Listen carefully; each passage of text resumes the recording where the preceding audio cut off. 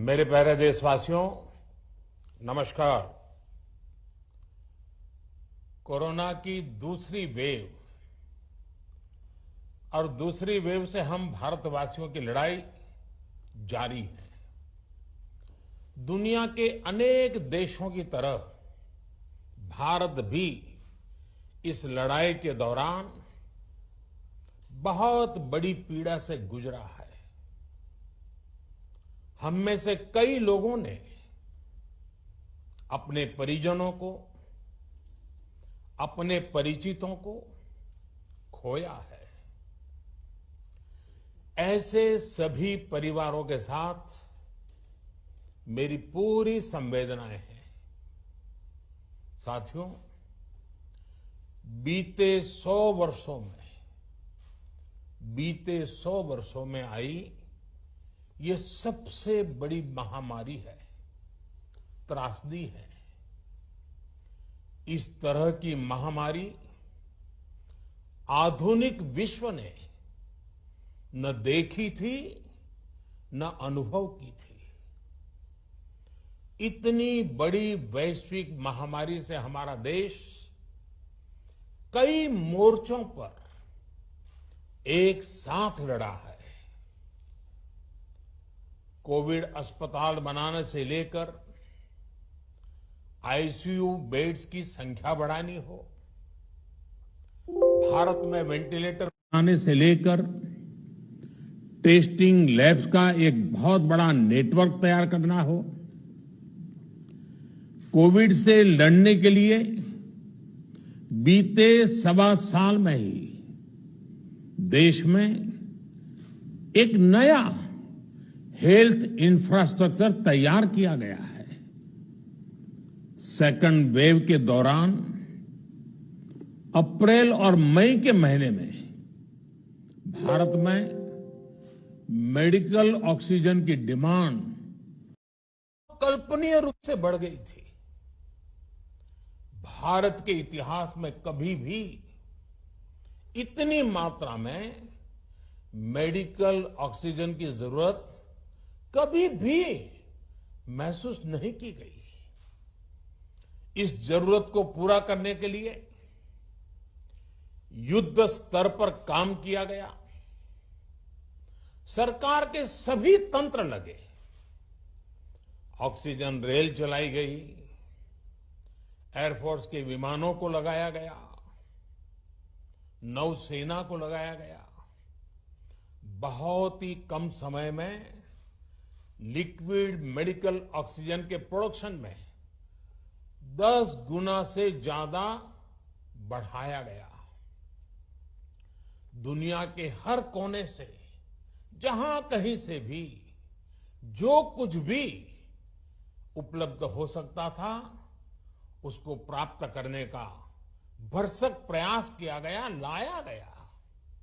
इसी तरह जरूरी दवाओं के प्रोडक्शन को कई गुना बढ़ाया गया।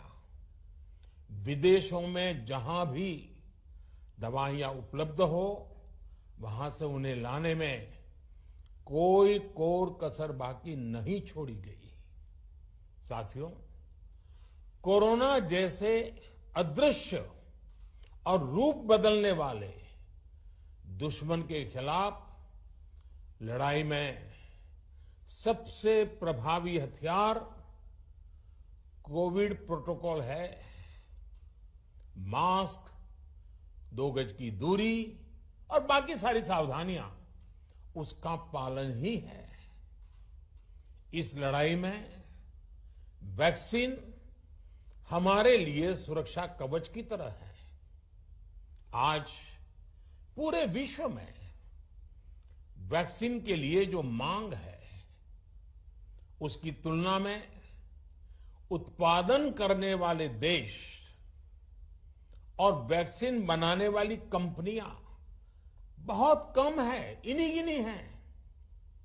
कल्पना करिए कि अभी हमारे पास भारत में बनी वैक्सीन नहीं होती तो आज भारत जैसे विशाल देश में क्या होता। आप पिछले 50-60 साल का इतिहास देखेंगे तो पता चलेगा कि भारत को विदेशों से वैक्सीन प्राप्त करने में दशकों लग जाते थे।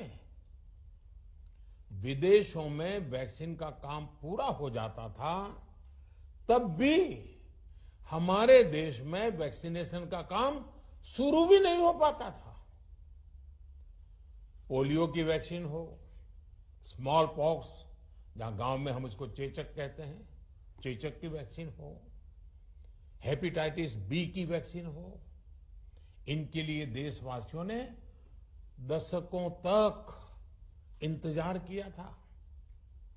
जब 2014 में देशवासियों ने हमें सेवा का अवसर दिया, तो भारत में वैक्सीनेशन का कवरेज 2014 में भारत में वैक्सीनेशन का कवरेज सिर्फ 60% के आसपास था, 60% के आसपास था। और हमारी दृष्टि में ये बहुत चिंता की बात थी। जिस रफ्तार से भारत का टीकाकरण कार्यक्रम चल रहा था, उस रफ्तार से देश को 100% टीकाकरण कवरेज का लक्ष्य हासिल करने में करीब करीब 40 साल लग जाते हैं। हमने इस समस्या के समाधान के लिए मिशन इंद्रधनुष को लॉन्च किया। हमने तय किया कि मिशन इंद्रधनुष के माध्यम से युद्ध स्तर पर वैक्सीनेशन किया जाएगा और देश में जिसको भी वैक्सीनेशन की जरूरत है उसे वैक्सीन देने का प्रयास होगा। हमने मिशन मोड में काम किया और सिर्फ 5-6 साल में ही वैक्सीनेशन कवरेज 60% से बढ़कर 90% से भी ज्यादा हो गई। 60 से 90, यानी हमने वैक्सीनेशन की स्पीड भी बढ़ाई और दायरा भी बढ़ाया। हमने बच्चों को कई जानलेवा बीमारियों से बचाने के लिए भारत के टीकाकरण अभियान का हिस्सा बना दिया। हमने इसलिए किया क्योंकि हमें हमारे देश के बच्चों की चिंता थी, गरीब की चिंता थी, गरीब के उन बच्चों की चिंता थी जिन्हें कभी टीका लग ही नहीं पाता था। हम 100% टीकाकरण कवरेज की तरफ बढ़ रहे थे कि कोरोना वायरस ने हमें घेर लिया। देश ही नहीं, दुनिया के सामने फिर पुरानी आशंकाएं घिरने लगी कि अब भारत कैसे इतनी बड़ी आबादी को बचा पाएगा।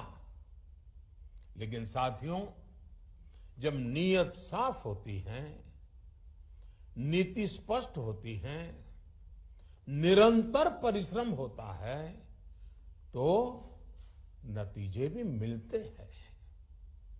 हर आशंका को दरकिनार करके भारत ने 1 साल के भीतर ही एक नहीं बल्कि 2 made in India vaccine launch कर दी।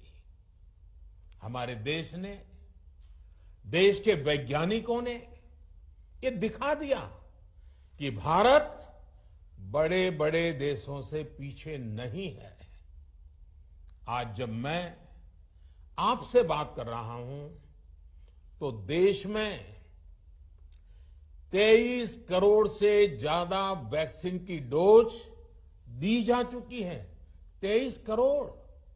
साथियों, हमारे यहां कहा जाता है, विश्वासेन सिद्धिः, विश्वासेन सिद्धिः, अर्थात हमारे प्रयासों में हमें सफलता तब मिलती है जब हमें स्वयं पर विश्वास होता है।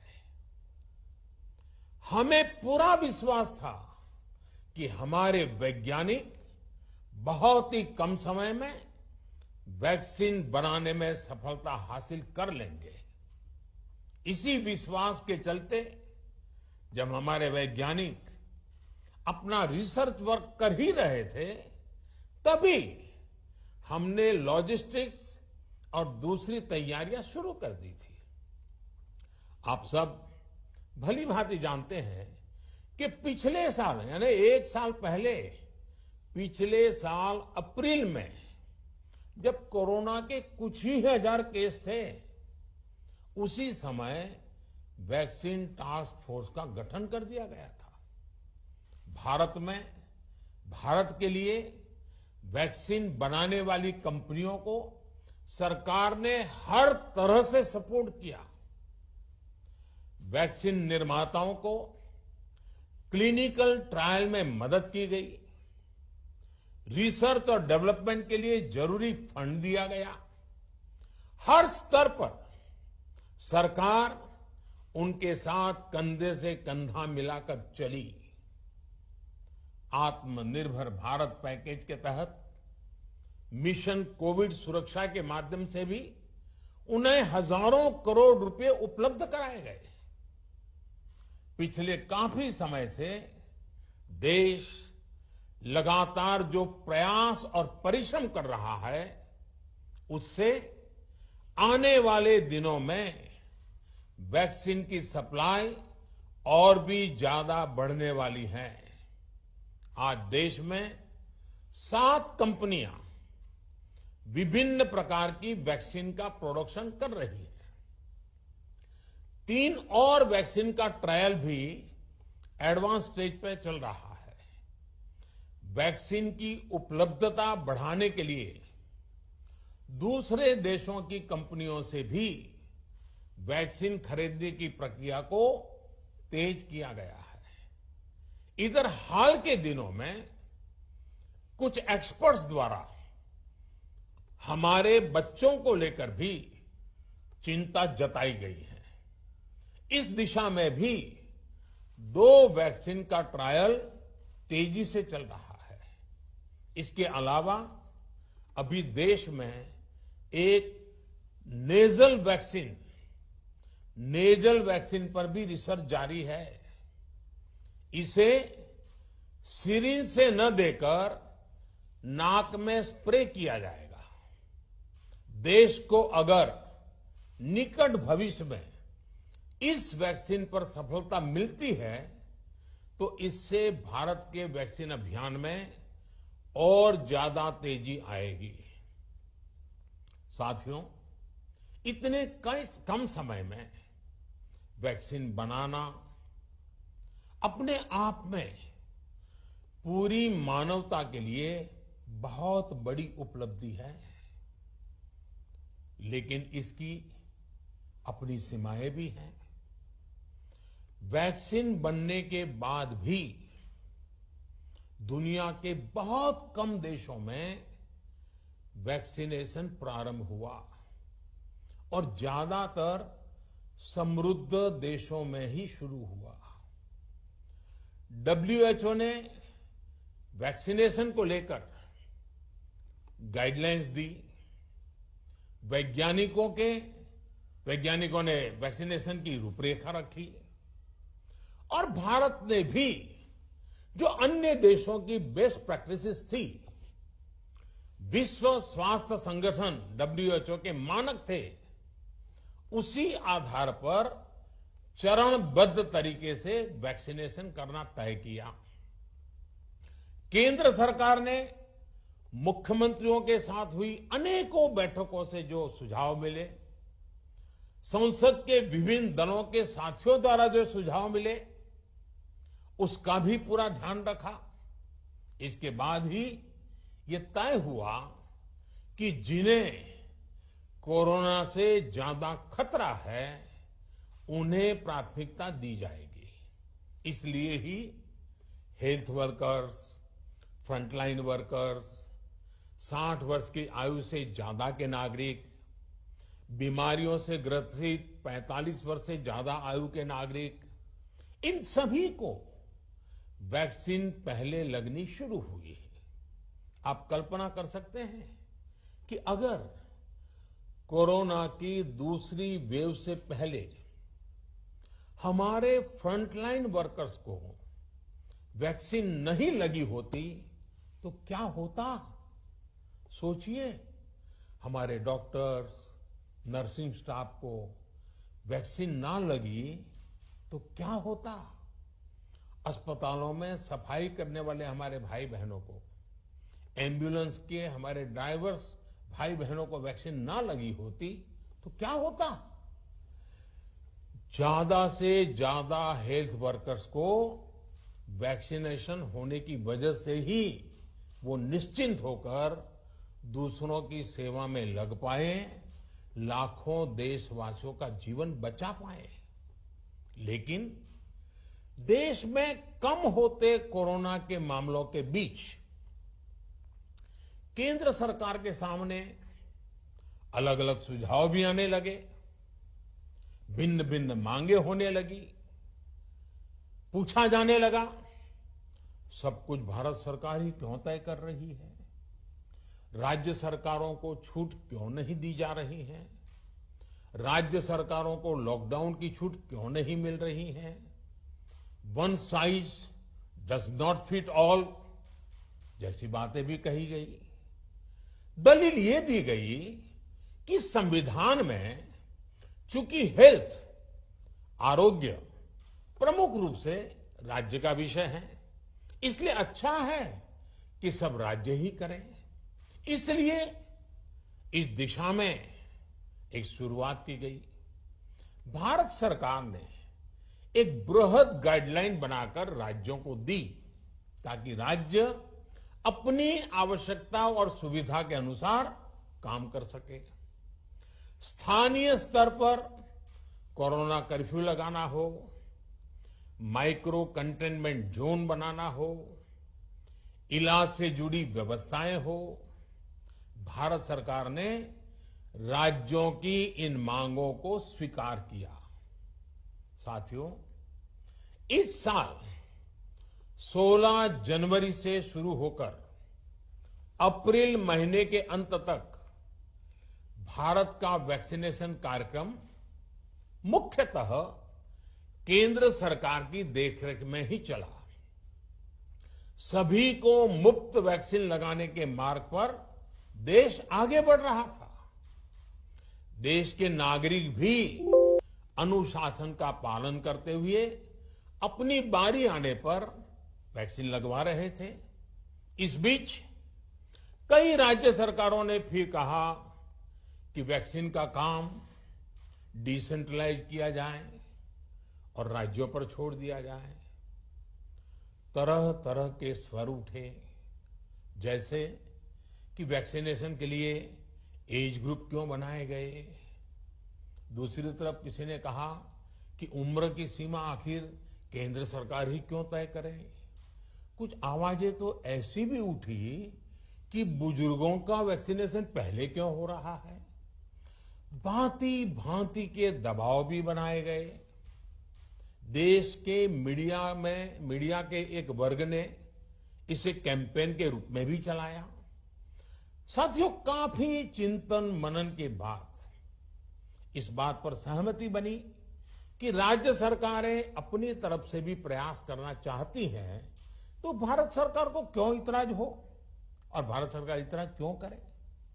राज्यों की इस मांग को देखते हुए, उनके आग्रह को ध्यान में रखते हुए 16 जनवरी से जो व्यवस्था चली आ रही थी, उसमें प्रयोग के तौर पर एक बदलाव किया गया।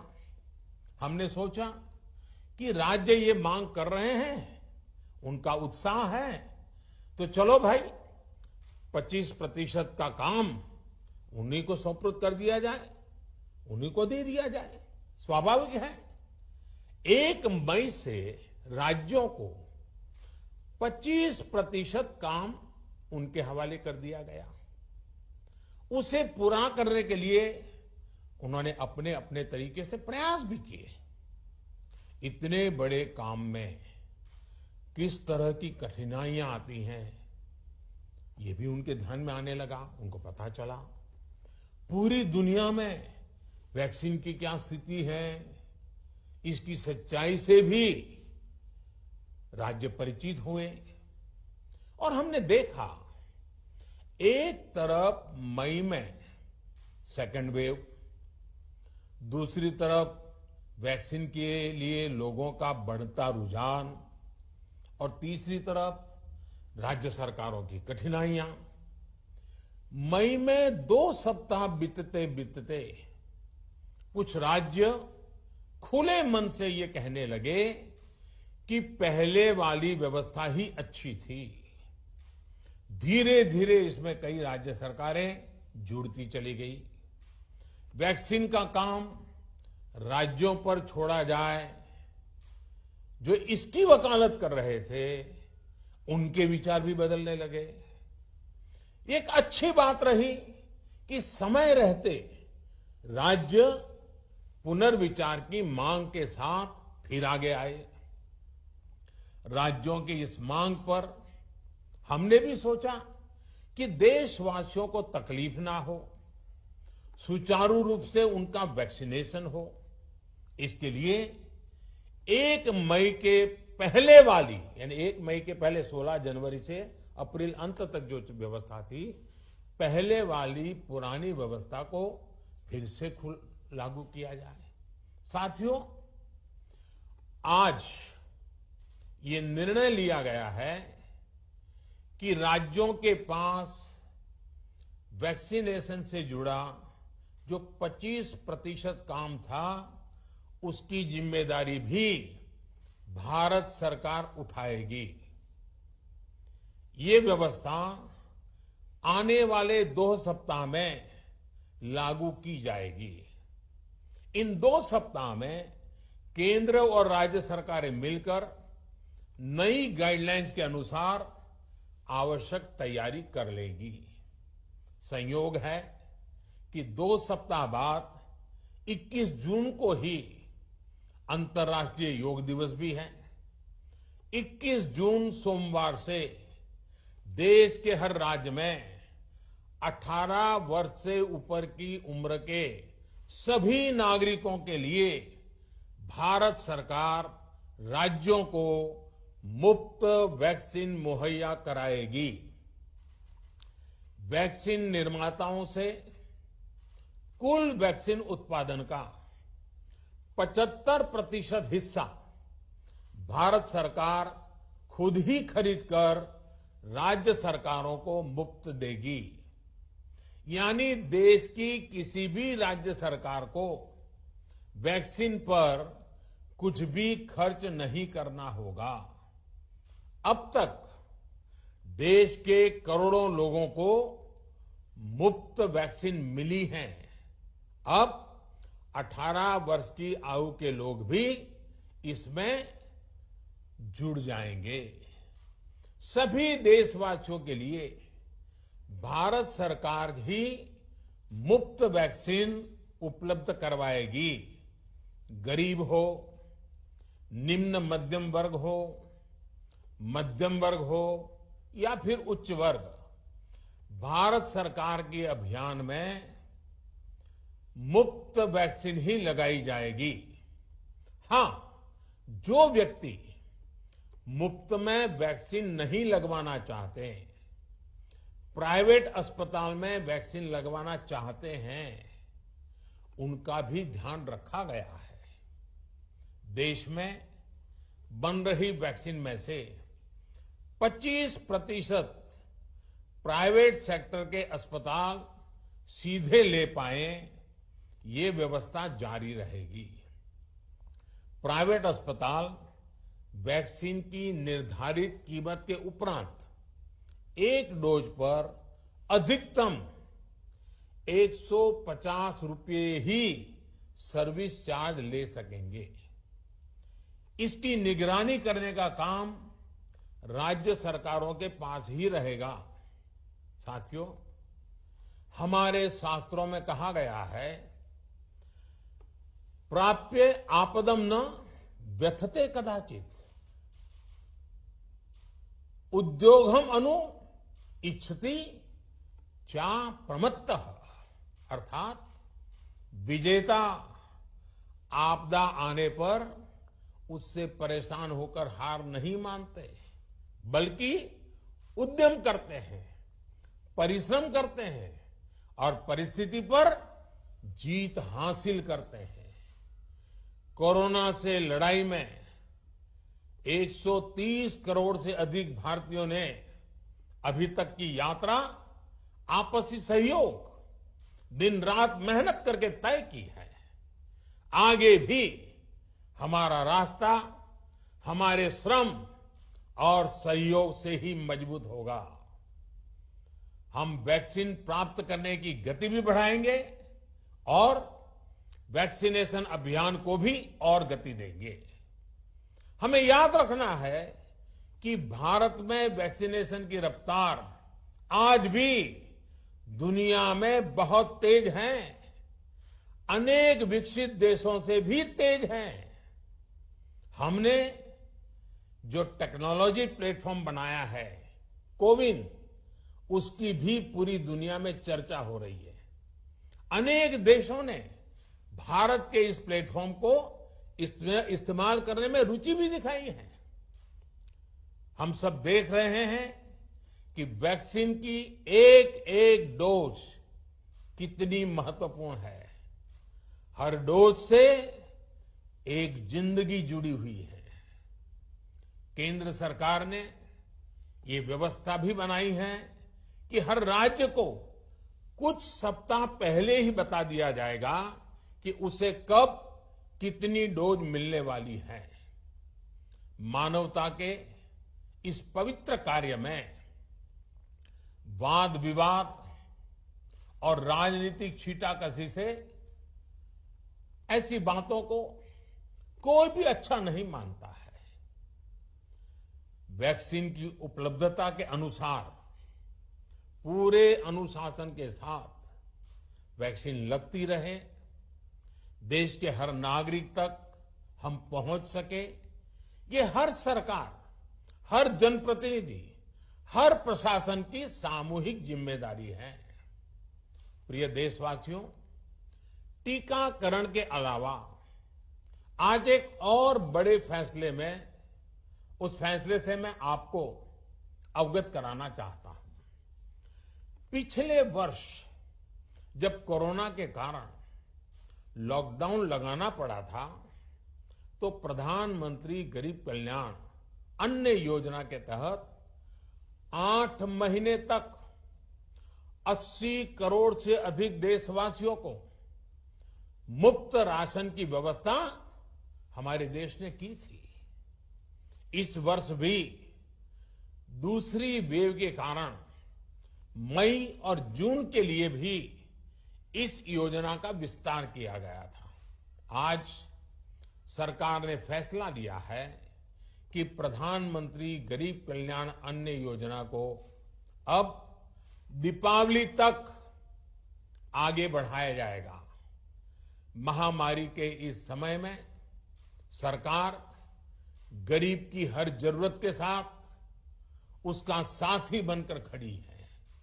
यानी नवंबर तक 80 करोड़ से अधिक देशवासियों को हर महीने तय मात्रा में मुफ्त अनाज उपलब्ध होगा। इस प्रयास का मकसद यही है कि मेरे किसी भी गरीब भाई बहन को, उसके परिवार को भूखा सोना ना पड़े। साथियों, देश में हो रहे इन प्रयासों के बीच कई क्षेत्रों से वैक्सीन को लेकर भ्रम और अफवाहों की जानकारी चिंता बढ़ाती है। ये चिंता भी मैं आपके सामने व्यक्त करना चाहता हूं। जब से भारत में वैक्सीन पर काम शुरू हुआ, तभी से कुछ लोगों द्वारा ऐसी बातें कही गई जिससे आम लोगों के मन में शंका पैदा हो। कोशिश ये भी हुई कि भारत के वैक्सीन निर्माताओं का हौसला पस्त पड़ जाए और उनके सामने अनेक प्रकार की बाधाएं आए। जब भारत की वैक्सीन आई तो अनेक माध्यमों से शंका आशंका को और बढ़ाया गया। वैक्सीन न लगवाने के लिए भांति भांति के तर्क प्रचारित किए गए। इन्हें भी देश देख रहा है। जो लोग वैक्सीन को लेकर आशंका पैदा कर रहे हैं, अफवाहें फैला रहे हैं, वो भोले भाले भाई बहनों के जीवन के साथ बहुत बड़ा खिलवाड़ कर रहे हैं। ऐसी अफवाहों से सतर्क रहने की जरूरत है। मैं भी आप सबसे, समाज के प्रबुद्ध लोगों से, युवाओं से अनुरोध करता हूं कि आप भी वैक्सीन को लेकर जागरूकता बढ़ाने में सहयोग करें। अभी कई जगहों पर कोरोना कर्फ्यू में ढील दी जा रही है, लेकिन इसका मतलब ये नहीं कि हमारे बीच से कोरोना चला गया है। हमें सावधान भी रहना है और कोरोना से बचाव के नियमों का भी सख्ती से पालन करते रहना है। मुझे पूरा विश्वास है हम सब कोरोना से इस जंग में जीतेंगे। भारत कोरोना से जीतेगा।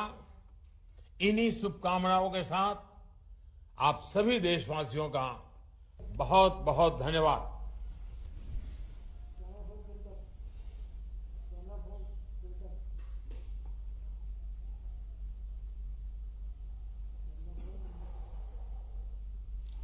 ये अब सीधा प्रसारण देख